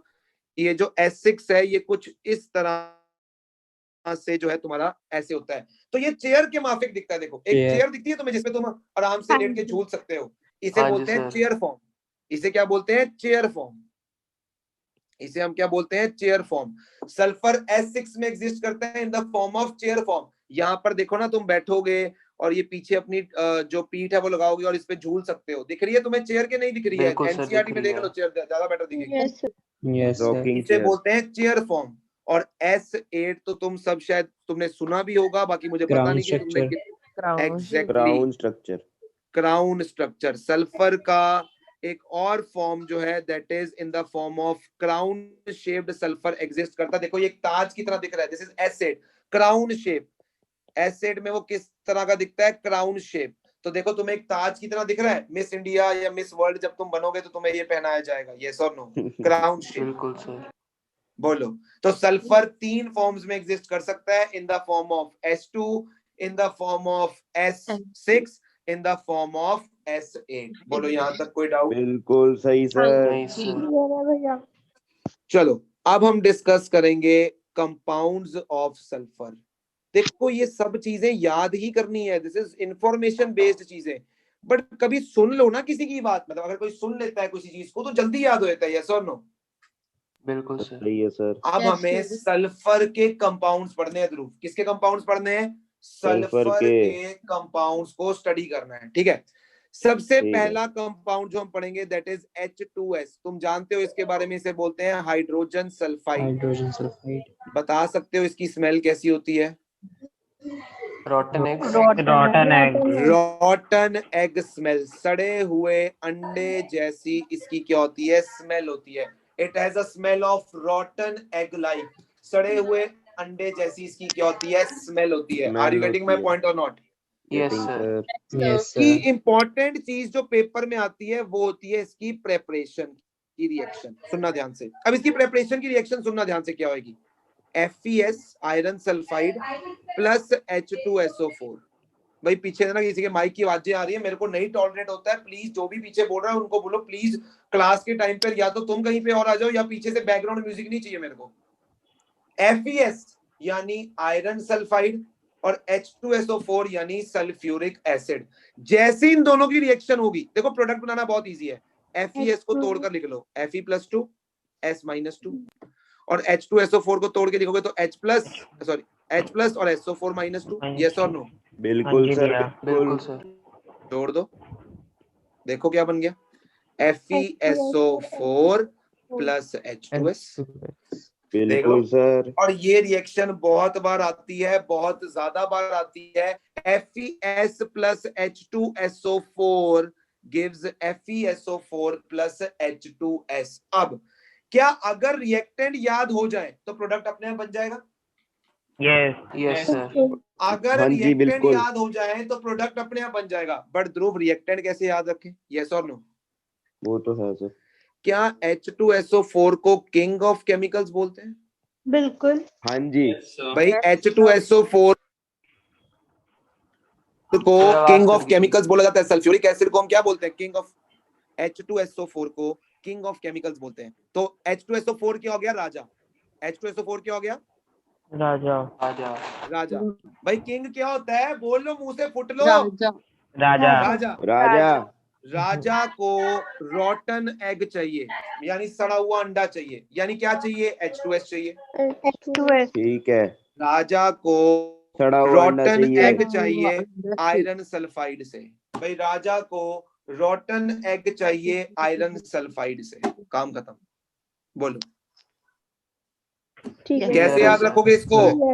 राजा को राजू को रॉटन एग चाहिए आयरन सल्फाइड से। पता है क्या होता है, पता है जब पेपर में क्वेश्चन आता है ना तो ये चीजें याद रहती हैं, रिएक्शन याद रहे ना रहे, ये चीजें जो है ना दिमाग में कहीं ना कहीं दिमाग में घर कर जाती है। जैसे तुम्हें मैंने +1 में करवाया था, याद है सिंदूर वाली लड़की, बोरेक्स के बारे में पढ़ाया था, सिंदूर वाली लड़की। ये ना कुछ चीजें ऐसी होती हैं जो हमें लाइफ में ना याद रह जाती हैं और कहीं ना कहीं हमारे कॉम्पिटिटिव एग्जाम में हमें हेल्प कर जाती है। Yes or no? वो तो यहाँ पर लिख लो कि राजा को सड़ा हुआ अंडा चाहिए, किससे चाहिए? आयरन सल्फाइड से। बोलो इतनी बात क्लियर हो गई? क्लियर है क्लियर है सर। Yes sir. अब हम बात करेंगे कंबशन ऑफ हाइड्रोजन सल्फाइड की।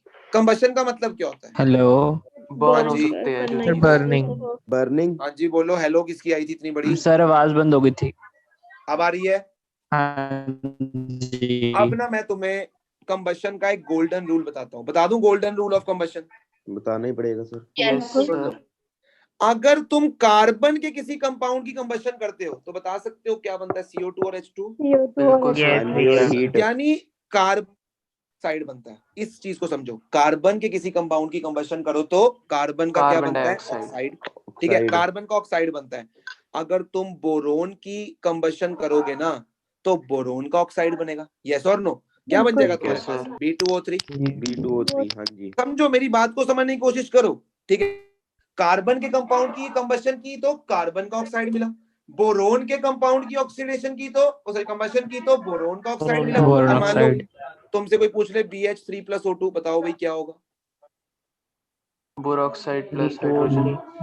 B2O3+H2O। अरे यार नहीं समझे लगता। यस सर, समझ गए सर। बोरोन का कोई कंपाउंड अगर उसकी कंबशन होगी तो उसका ऑक्साइड, कार्बन के किसी कंपाउंड की ऑक्सीडेशन होगी तो उसका ऑक्साइड। बट हम किसकी और कंबशन कर रहे हैं? H2S की।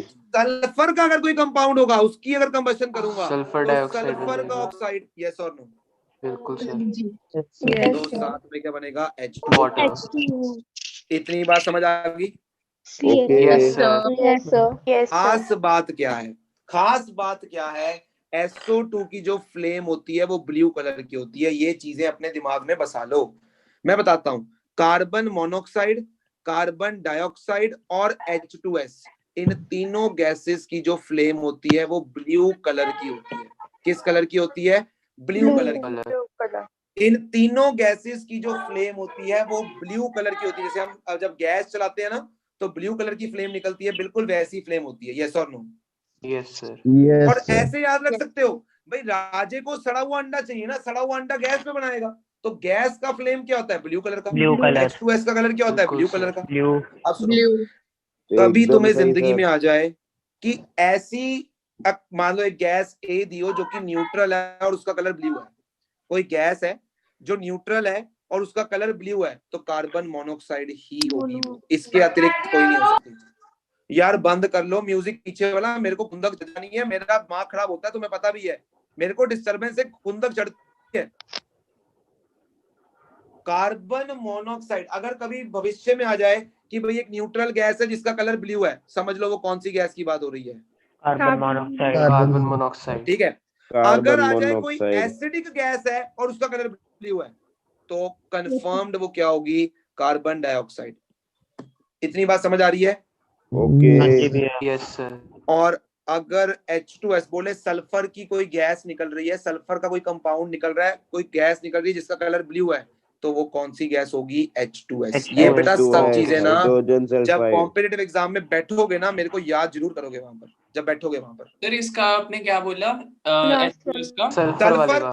सल्फर की एक गैस निकल रही है A नाम की ब्लू कलर के साथ तो समझ लो वो हाइड्रोजन सल्फाइड ही हो सकती है, वो हाइड्रोजन सल्फाइड ही हो सकती है। बोलो इतनी बात समझ आ रही है मेरी? Yes sir. ध्रुव, फिर यहाँ पर क्वेश्चन आता है कि H2O इज अ लिक्विड, और ये तो तुम्हें मेरे ख्याल से तो पता होना चाहिए, while H2S is a gas at room temperature. Why? H2O में हाइड्रोजन बॉन्डिंग होती है। बिल्कुल सही है, सिंपल सा कारण है, चाहे H2O का मोलर मास कम भी है तो मैंने उस दिन भी बताया था, तब भी वो लिक्विड फॉर्म में एग्जिस्ट करती है। उसका कारण है कि H2O में क्या होती है, हाइड्रोजन बॉन्डिंग, जबकि H2S में हाइड्रोजन बॉन्डिंग नहीं होती, जिसकी वजह से वो किस स्टेट में होती है, गैस स्टेट में। जबकि पानी में हाइड्रोजन बॉन्डिंग की वजह से वो किस में होती है, लिक्विड स्टेट में होती है। ठीक है सर। अरे तुम्हें इसका कॉन्सेप्ट पता है कि बस तुम्हें इतना ही पता है कि H2O हाइड्रोजन बॉन्डिंग की वजह से लिक्विड है, H2S में नहीं है तो गैस है। What is the real concept behind this? कि जो ऑक्सीजन है वो हाईली इलेक्ट्रोनेगेटिव एटम है। अरे और नहीं, मैं ये नहीं कह रहा कि हाइड्रोजन बॉन्डिंग की कंडीशन क्या है, मैं ये कह रहा हूँ कि हाइड्रोजन बॉन्डिंग की वजह से ऐसा क्या हुआ कि वो लिक्विड में है। और देखो हमने क्या पढ़ा हुआ है, जैसे जैसे मोलर मास बढ़ता है वैसे वैसे van der Waals force of attraction बढ़ती है, ये हमने पढ़ा हुआ है। बिल्कुल। Yes sir. अच्छा, जैसे जैसे कॉन्स्टिट्यूएंट पार्टिकल्स के बीच में, बिकॉज वैन डर वाल फोर्स दो पार्टिकल्स के बीच की फोर्स होती है, जैसे जैसे पार्टिकल्स के बीच की फोर्स ऑफ अट्रैक्शन बढ़ेगी तो वैसे वैसे उसकी फिजिकल स्टेट भी बदलेगी, ठीक है ना। अगर उसकी फोर्स ऑफ अट्रैक्शन कम है तो वो गैस होगा, अगर थोड़ी ज्यादा है तो वो लिक्विड होगा, अगर बहुत ज्यादा है तो वो सॉलिड होगा। इस कॉन्सेप्ट को समझो। अब कहता H2S का मोलर मास तो पानी से ज्यादा है। अब पानी लिक्विड क्यों है भाई? अगर उसका मोलर मास इतना कम है तो वैन डर वाल फोर्स ऑफ अट्रैक्शन तो बहुत कम है, उसको तो गैस होना चाहिए। जबकि H2S जिसका मोलर मास पानी से भी ज्यादा है वो गैस है, और पानी जिसका मोलर मास कम है वो लिक्विड है। तो इसका कारण क्या होता है कि पानी के जो मॉलिक्यूल्स होते हैं, मैंने पहले भी बताया था, वो आपस में जुड़े होते हैं हाइड्रोजन बॉन्डिंग से, जिसके कारण इफेक्टिव मॉलिक्यूलर वेट जो है काफी ज्यादा बढ़ जाता है पानी का, और इसी कारण की वजह से वो किस स्टेट में एग्जिस्ट करती है, इन द लिक्विड स्टेट। बोलो क्लियर है ओके सर। बोलो, इतनी बात क्लियर है? ठीक है। पक्की बात बोलो यार, कोई जल्दबाजी नहीं करेंगे हम, हमें कोई जल्दबाजी करने पक्की की लोड़ ही नहीं पक्की है, हमारा कोई क्लियर है सिलेबस भैया। पीछे रह गया। क्लियर है। सब क्लियर है तुम सर। जब क्लियर कहोगे तब हम आगे चलेंगे, वरना हम आगे नहीं बढ़ेंगे तब तक। बोलो। हाँ जी सर ठीक है। ओके। पक्की बात है?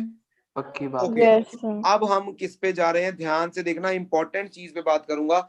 ओजोन बता सकते हो क्या था, ऑक्सीडाइजिंग एजेंट या reducing agent? Oxidising agent. Why ozone is a powerful oxidizing agent? Why? Because it releases nascent oxygen. Nascent Very oxygen Nascent nascent वो ऑक्सीजन नेसेंट रिलीज करता ऑक्सीजन है। रिलीज करता है, जो दूसरी चीजों को क्या कर सकती है, ऑक्सीडाइज। हम करने लगे हैं H2S के बारे में बात। अच्छा खुद सोचो, खुद दिमाग लगाओ, यहाँ पर S-2 में है, क्या S-2 से -3 जा सकता है? No sir. No sir. नहीं। उसकी मिनिमम ऑक्सीडेशन स्टेट ही -2 है। अब -2 से -3 में तो जाने से रहा, इसका मतलब वो अपनी रिडक्शन नहीं कर सकता। अरे यार ऑक्सीडाइज लॉजिक होगा समझ रहे हो? Yes sir. समझ रहे हैं मतलब सर। ऑक्सीडाइज होगा। रिडक्शन नहीं कर सकता तो भाई साहब फिर वो क्या करेगा, अपनी ऑक्सीडेशन। ऑक्सीडेशन। ऑक्सीडाइज होगा तो फिर वो अच्छा क्या होगा, रिड्यूसिंग एजेंट। होता क्या है, H2S को यदि हम थोड़ा सा हीट कर दें ना, थोड़ा सा गर्म कर दें टेम्परेचर, तो ये तुरंत डिकम्पोज हो जाता है H2 और S2 में। और S2 मैंने बताया था सल्फर किस फॉर्म में एग्जिस्ट करता है, गैसियस। यस। और क्या ये हाइड्रोजन दे रहा है डिकम्पोज होने पे? देगा सर। तो फिर तो इसको अच्छा रिड्यूसिंग एजेंट होना ही पड़ेगा। Yes okay. Yes sir. पक्की बात है? पक्की बात है अब सुनना, अगर तुम H2S की रिएक्शन किसी ऑक्सीडाइजिंग एजेंट से करवा दो, ध्यान से सुनना, ध्यान से सुनना, याद कैसे रखना है, H2S एक रिड्यूसिंग एजेंट है। Yes sir. और मैं उसकी रिएक्शन किससे करवा रहा हूँ, ऑक्सीडाइजिंग एजेंट से करवा रहा हूँ, ठीक है। H2S रिड्यूसिंग एजेंट, उसकी रिएक्शन ऑक्सीडाइजिंग एजेंट से, रिड्यूसिंग एजेंट क्या करेगा, रिड्यूस हो जाओ, ऑक्सीडाइजिंग एजेंट क्या करेगा, ऑक्सीडाइज हो जाओ। Yes or no? बिल्कुल। तो यहाँ पर सल्फर कुछ नहीं होगा, सल्फर S की फॉर्म में आ जाएगा, यानी ना, मतलब वो जीरो में आ गया। क्या S में उसकी ऑक्सीडेशन स्टेट क्या है, जीरो, ग्राउंड स्टेट में है। ओके। मैं वो नहीं कर, S में उसकी ऑक्सीडेशन स्टेट क्या है, जीरो, मतलब ना वो ऑक्सीडाइज हुआ ना वो रिड्यूस हुआ, वो जीरो पे चला गया। एक्चुअल ऑक्सीडाइज ही हुआ है। देखो वो एक्चुअल में तो -2 से 0 गया ना। बट ये याद रखने का तरीका है, ये याद रखने का तरीका है कि जब H2S किसी भी ऑक्सीडाइजिंग एजेंट के साथ रिएक्ट होगा तो क्या होगा, S 0 में चला जाएगा, ठीक है। और ये जो होता है कंपाउंड, ये इनसॉल्युबल होता है पानी में और व्हाइट टर्बिडिटी प्रोड्यूस करता है। क्या प्रोड्यूस करता है? White turbidity. इसे Turbidity. कोलाइडल सल्फर बोलते हैं, कोलाइडल सल्फर। तो व्हाइट वापस बता टर्बिडिटी दो। है, कुछ नहीं है, पानी में घुलता नहीं है, व्हाइट कलर का प्रेसिपिटेट बना लेता है, और क्या है? व्हाइट टर्बिडिटी प्रोड्यूस करता है पानी के अंदर। को कोलाइडल बोलो। सल्फर कहते हैं। हाँ, कोलाइडल रेंज में होता है ना सल्फर, तुमने सरफेस में पढ़ा होगा, सल्फर को बनाने का तरीका भी तुमने पढ़ा हुआ है, याद अगर हो तुम्हें तो इसे ओके कोलाइडल सर। सल्फर बोलते हैं। ये सरफेस केमिस्ट्री के अंदर रिएक्शन भी है सल्फर को बनाने की, अगर तुम्हें कुछ याद हो। बोलो, इतनी बात क्लियर है? क्लियर है ओके सर। एक सेकंड रुकना, एक सेकंड रुकना।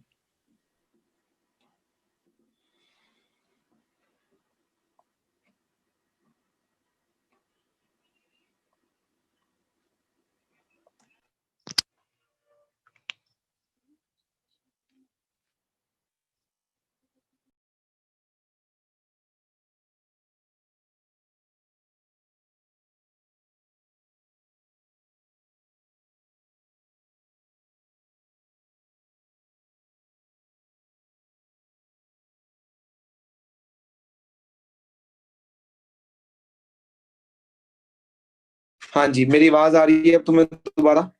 यस पूरी सर, आ रही है। अब ये एक रिड्यूसिंग एजेंट है, ये एक्सेप्ट कर लो। कर लिया सर। कर तो लिया ये सर। क्या करेगा? Fe+3 कहीं पर भी होगा उसको किस में कन्वर्ट कर देगा? Fe+2 में। बिल्कुल। समझ रहे हो मेरी बात? ठीक है। ओके अगर कहीं पर भी तुम्हारे पास H2O2 होगा, हाइड्रोजन परऑक्साइड, उसको कन्वर्ट कर देगा H2O में। कैसे? देखो, H2O2 में O-1 है और O में -2 है, क्या रिड्यूस कर दिया इसने? यस दिया सर। सर। ठीक हाँ है। ठीक है, तो H2O2 को किसमें कन्वर्ट कर देगा? H2O में। ठीक सर है ये प्रोडक्ट में सिर्फ यही तो बनेंगे? बेटा, मतलब बताऊंगा, अभी पहले समझ लो कॉन्सेप्ट को, सब्र रखा करो बस 2 मिनट का।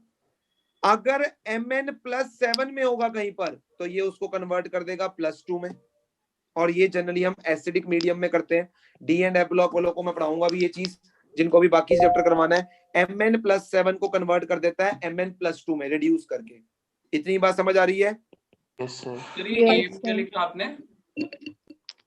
Acidic medium. ओके। HNO3 को कन्वर्ट कर देता है NO2 में, मतलब देखो यहाँ पर N क्या है? +5, और यहाँ पर N क्या है? +4, यानी रिड्यूस कर देगा इन सब चीजों को। बोलो, इतनी बात समझ आ रही है? Yes sir. ओके अब अगर मान लो रिएक्शन आ गई FeCl3 की H2S के साथ, अब देखो ध्यान से, क्या यहाँ पर Fe+3 है? हाँ जी है सर। तो ये Fe+2 में कन्वर्ट करेगा। करेगा। करेगा। Fe+2 Cl- के साथ FeCl2 हो जाएगा। Yes or no? Yes sir. और यस और नो? कह Yes, दिया सर sir. क्या ये रिड्यूसिंग एजेंट है? हाँ जी है। क्या फिर ये ऑक्सीडाइजिंग एजेंट होगा? होगा। ठीक है। तो ये बताओ, यदि मैं H2S को ऑक्सीडाइजिंग एजेंट की प्रेजेंस में रिएक्ट करवाऊंगा, तो S0 बन H2S किस में जाएगा। कन्वर्ट एस होगा? बन जाएगा। एस बन गया? कल्ला एस में बनेगा। बोलो, इतनी बात समझ आ गई? Yes sir. ओके और यहाँ पर H और Cl कंबाइन करके क्या बन जाएंगे? HCl। खत्म। ओके बोलो, क्लियर है? क्लियर है सर। Yes sir. अच्छा, अब अगर मैं H2O2 को सल्फर H2S से रिएक्ट करवाऊंगा, तो तुमने बताना है मुझे, सबसे पहले तो H2O2 किस में कन्वर्ट होगा? H2O में। H2O में। ठीक है। Yes or no? और Yes, क्या हाँ मैं जी। H2S को ऑक्सीडाइजिंग एजेंट में रखा हुआ है? Yes sir. Yes, तो sir. H2S किस में कन्वर्ट होगा? सिंगल एस में। सिंगल एस में। ठीक है। बोलो, बात समझ आ रही है? हाँ सर जी। ये ओके। H2S के साथ कोई भी अगर रिएक्ट करेगा वो ऑक्सीडाइजिंग एजेंट ही होएगा। अरे ऑब्वियस ही बात है ना, अगर तू मेरी बात समझ, अगर O-2 -1 से -2 में गया, तो मतलब खुद की रिडक्शन की, तो वो ऑक्सीडाइजिंग एजेंट ही हुआ ना सिद्धार्थ, जो खुद की रिडक्शन कर लेता है। ठीक है सर। ठीक है? ठीक है सर। अच्छा, समझ गया यस सर। सर। अब अगर मैंने इसको KMnO4 में रख दिया, तो याद करो Mn+7 है KMnO4 में। Yes or no? हाँ जी है। हाँ जी।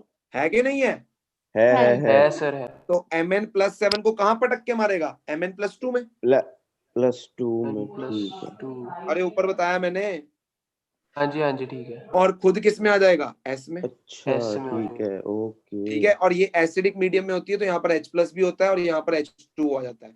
ये सब चीजें जो है तुम्हें बस ध्यान रखनी है दिमाग में, सर यानी ये K कहाँ गया? अरे यार वो तो एम ऐसा थोड़ी कि सिर्फ खाली ऐसी बनेगा, वो कंपाउंड बनेगा कोई ना कोई। मैं सिर्फ ये बता रहा हूँ कि Mn+7 को कहाँ पे फेंकता है, Mn+2। बस ऑक्सीडेशन ठीक स्टेट है जीरो सर। होगी। हाँ, अब सुनो ध्यान से, क्या KMnO4 का सर कलर आवाज पर्पल कट होता गई। है? कट रही है सर आवाज। क्या KMnO4 का कलर पर्पल होता है? होता है होता सर। है यस सर। बता सकते हो KMnO4 के पर्पल कलर का कारण सर। क्या है? कौन बताएगा हाथ खड़े करके? मैंने D&F में बताया। सर चार्ज पूछो तो क्या। ट्रांसफर। Charge transfer. इसमें डीडी ट्रांजिशन नहीं है, इसमें डीडी ट्रांजिशन नहीं है, इसमें कलर पर्पल है, उसका कारण है charge transfer. Yes or no? Yes sir. जी भैया। तो पर्पल से क्या अब KMnO4 डीकलराइज हो जाएगा क्योंकि वो Mn+7 से +2 में चला गया। हाँ जी। यस ठीक है सर। बोलो यार, इतना तो सर ये बोल लो। बोलना ही ये बताना है पर क्या बताऊं, क्या बताऊं? ये जब ये Mn+2 में गया तो आपने बोला था ना अभी। तो यार पर्पल से कलर डीकलराइज हो गया, वो ठीक है सर। +7 में था तब वो पर्पल था, अब +2 में थोड़ी वो पर्पल कलर का रहेगा। ठीक है बोलो बोलो, ठीक है क्लियर सर। है? क्लियर है यस सर। सर। हाँ जी सर। H2S के बारे में मैंने सारा कुछ तुम्हें बता दिया है। जो इंपॉर्टेंट कंपाउंड था सल्फर का पहला हमने पढ़ लिया है, दैट इज SH2S। बोलो क्लियर है? हाँ यस जी सर। ओके। हाँ अब हम जी सर। इंपॉर्टेंट कंपाउंड पढ़ेंगे SO2। सल्फर का ही इंपॉर्टेंट कंपाउंड पढ़ेंगे SO2। मेरी बात को ध्यान से सुनना, सल्फर का ही इंपॉर्टेंट कंपाउंड पढ़ेंगे SO2। पहले तो बताओ SO2 बनेगा कैसे? Sir S+O2। सल्फर बिल्कुल। किसी भी यस ऑक्साइड को सर। हीट कर दो, कंबशन कर दो, उसका ऑक्साइड मिल जाएगा। Yes or no? Yes sir. ठीक है। अब मुझे एक बात तुमने बतानी है, ये 10th क्लास की बात है, ठीक है? ये 10th क्लास की बात है। उसमें मैंने बताया था जब भी एसिड किसी मेटल कार्बोनेट के साथ या मेटल हाइड्रोजन कार्बोनेट के साथ रिएक्ट करता है तो क्या बनाता है? एसिड जब किसी मेटल कार्बोनेट के साथ या मेटल हाइड्रोजन कार्बोनेट के साथ रिएक्ट करता है तो वो क्या बनाता है? जब भी एसिड किसी मेटल कार्बोनेट के साथ या मेटल हाइड्रोजन कार्बोनेट के साथ रिएक्ट करता है तो क्या बनाता है? मुझे कौन बता सकता है? सर कार्बन डाइऑक्साइड रिलीज करता है। पूरा बताओ, भाविका जी बताओ पूरा compound. Salt plus Salt. H2O plus CO2। तो ये चीजें भूलती नहीं है अगर 10वीं में ढंग से की हो। Salt plus water plus CO2। और यहीं पर मैंने तुम्हें एक और चीज बताई थी भाविका कि कार्बन डाइऑक्साइड की पहचान कैसे करते हैं, how to identify carbon dioxide gas. Sir turns यार मैं लाइम भाविका से वाटर पूछ रहा हूँ अभी, milky. It turns lime water milky. क्या मिल्की। भाविका तुम वो रिएक्शन बता सकते हो लाइम वाटर मिल्की वाली? सर CaOH twice हाँ। Plus CO2 gives CaCO3। White precipitates form हो जाते हैं। जिसकी वजह से लाइम वाटर मिल्की हो जाता है। Yes, और sir. अगर भाविका कार्बन डाइऑक्साइड को एक्सेस में पास कर दिया जाए तो? सर तो हाइड्रोजन कार्बोनेट बन जाता है जिस वजह से वो सॉल्युबल होता है वाटर में। बिल्कुल, तो कैल्शियम हाइड्रोजन कार्बोनेट बन जाता है जिसकी वजह से वो क्या हो जाता है? पानी में सॉल्युबल और मिल्कीनेस डिसअपीयर हो जाती है। क्या तुम सबने भी ये 10th में पढ़ रखा है भाई? बिल्कुल सर। Yes, तो sir. ये बन जाएगा यस और नो। अब ये तुम्हें मैंने क्यों याद करवाया, उसका कारण है, ध्यान से समझना उसका कारण क्या है। जिस तरह मेटल कार्बोनेट और मेटल हाइड्रोजन कार्बोनेट एसिड से रिएक्ट करके क्या दे देते हैं? Salt plus water plus CO2। उसी तरह अगर मैं सल्फर की बात करूं तो सल्फर में मेरे पास क्या आएगा? सल्फाइट होगा भाई, उसमें कार्बोनेट था तो इसमें क्या आएगा? मेटल का सल्फाइट होगा। Sulphide. Yes or no? Metal का सल्फाइट या मेटल के बाय सल्फाइट, मेटल का सल्फाइट या मेटल का बाई सल्फाइड अगर एसिड से रिएक्शन होगी तो बिल्कुल सेम रिएक्शन होगी जो कार्बन के केस में होती है। जैसे अगर मैं कहूं मेरे पास Na2SO3 है, क्या सर आवाज कट गई। अगर मैं कहूं मेरे पास Na2SO3 है, इसको सोडियम सल्फाइड बोल सकता हूं मैं? Yes sir. अगर इसकी रिएक्शन HCl से करूंगा तो देखो बिल्कुल ऐसी सोचो रिएक्शन को, तो Na और Cl तो क्या बना देंगे? NaCl NaCl plus H2O। अब प्लस साथ में क्या निकलेगा? SO2। Very good. जैसे कार्बन में CO2 निकलती है ना, यहाँ पर क्या निकलती है? SO2। बोलो इतनी बात समझ आ रही है? हाँ जी सर। ओके। Yes sir. अगर मैं NaHSO3 की रिएक्शन HCl से करवा दूंगा तो सेम। अरे ये Same क्या हो ही जाएगा, होगा। ये मेटल का बाइसल्फाइड हो जाएगा, यस और नो, ये Yes, sir. मेटल का बाइसल्फाइड हो जाएगा। बोलो इतनी बात समझ आ रही है? Yes, sir. तो यहाँ पर भी क्या ठीक बन है। जाएगा, NaCl plus H2O plus SO2। बोलो इतनी बात समझ आ रही है? हाँ जी सर। Yes, sir. अब जो कार्बन डाइऑक्साइड निकली थी उसको किससे पास करते हो तो मिल्की हो जाती है, लाइम वाटर से। Yes, sir. यहां पर भी SO2 क्या करेगी, लाइम वाटर को मिल्की कर सकती है, यानी जो कार्बन डाइऑक्साइड की है बस वहां पर S आ जाएगा। यही सेम रिएक्शंस किसके लिए लिखी जा सकती हैं, SO2 के लिए भी लिखी जा सकती हैं। SO2 भी क्या करेगा, लाइम वाटर को मिल्की करेगा। Are you getting my point or not? Yes, sir. क्या CO2 तुम्हें की मेरी जगह, बात ठीक है। समझ आ रही है या नहीं आ रही है? आ रही जब है सर। SO2 को डाला जाएगा लाइम वाटर में तो वो भी लाइम वाटर को मिल्की कर देगा, और अगर एक्सेस SO2 को डाल दिया जाएगा तो लाइम वाटर क्या हो जाएगा, और मतलब जो मिल्कीनेस है वो क्या हो जाएगी, डिसअपियर। मिल्कीनेस आएगी बिकॉज ऑफ CaSO3 और मिल्कीनेस डिसअपियर होगी बिकॉज ऑफ CaHSO3। बोलो मेरी इतनी बात अगर तुम्हें समझ आ गई है कि इसका सारा सेम बिहेवियर वैसा ही होगा जैसे कार्बन का होता है, कार्बन डाइऑक्साइड का होता है, तो तुम्हें सारी चीजें समझ आ जाएंगी। बोलो जी सर, आगे समझ। Yes, sir. Yes, sir. Yes, बोलो sir. पक्की बात है? पक्की बात है। पक्की बात sir. SO2 गैस की स्मेल बता सकते हो कैसी है? SO2 गैस की Vinegar like. SO2 गैस की स्मेल आवाज कट रही है सर, सकते हो कैसी है SO2 गैस? आवाज आ रही आवाज है? कट रही है। आवाज sir. मेरी आवाज आ रही है? हेलो, मेरी आवाज आ रही आ है? रही है। Yes sir, अब आ रही है. SO2 गैस की स्मेल कैसी होती है? Pungent smell. Pungent pungent, smell. बिल्कुल। Pungent smell. SO2 गैस की जो स्मेल होती है कैसी होती है? सर तो आपकी चली SO गई आवाज सर, अब आ Sir, रही है, अब आ screen रही है। sharing. एक स्क्रीन भी एक स्क्रीन भी नहीं दिख रही। एक सेकेंड रुको, एक सेकेंड रुको।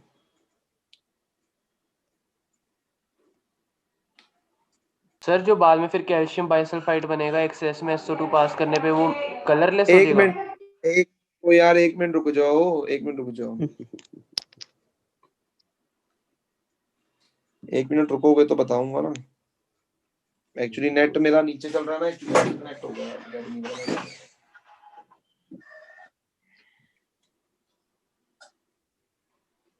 अब बताओ मेरी आवाज आ रही है? पहले तुम्हें ये बताओ मुझे। आवाज आ तो रही है सर।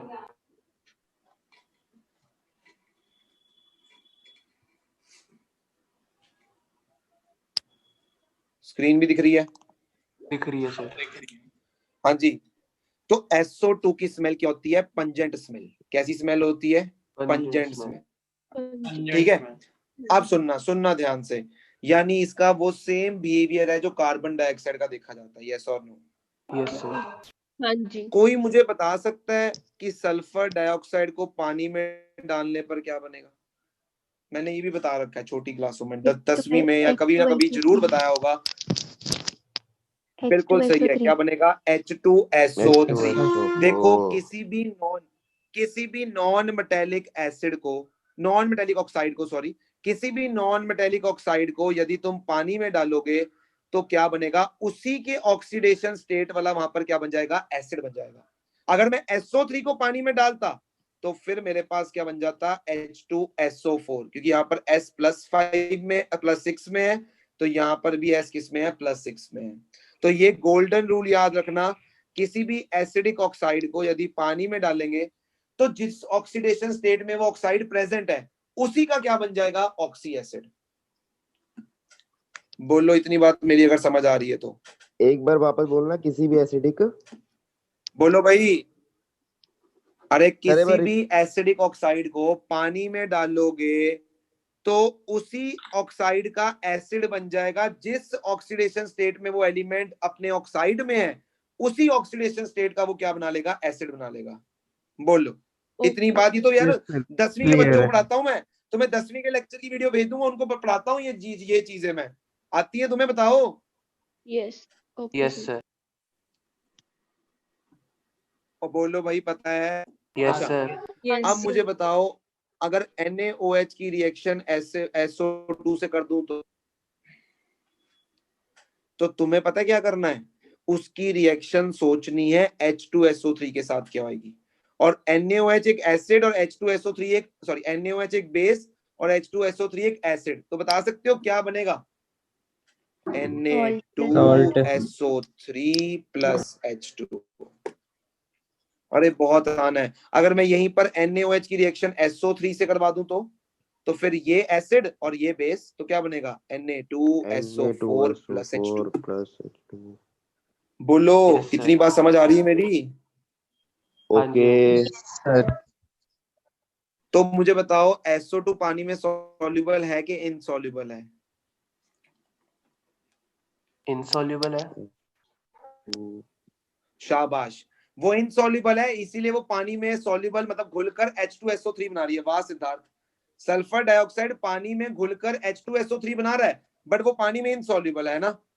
नहीं सर नहीं। It is highly soluble in water, highly soluble, तभी तो पानी में घुलकर क्या बना रहा है? H2SO3। बोलो इतनी बात समझ आ रही है मेरी? Yes sir. Yes. Yes sir. अब ना मेरी बात सुन लो, मैंने रात को भी 1.5 घंटे की ही क्लास लेनी है, प्रिपेयर्ड होके आना। आवाज कट रही है। सर आवाज कट रही है। वरना ये मत आना, रिवाइज करके आना बस आता है। आवाज कट रही है। मैं बोल रहा हूँ ये रिवाइज करके आना। चलो ओके बाय फिर। Bye sir. Sir good afternoon sir.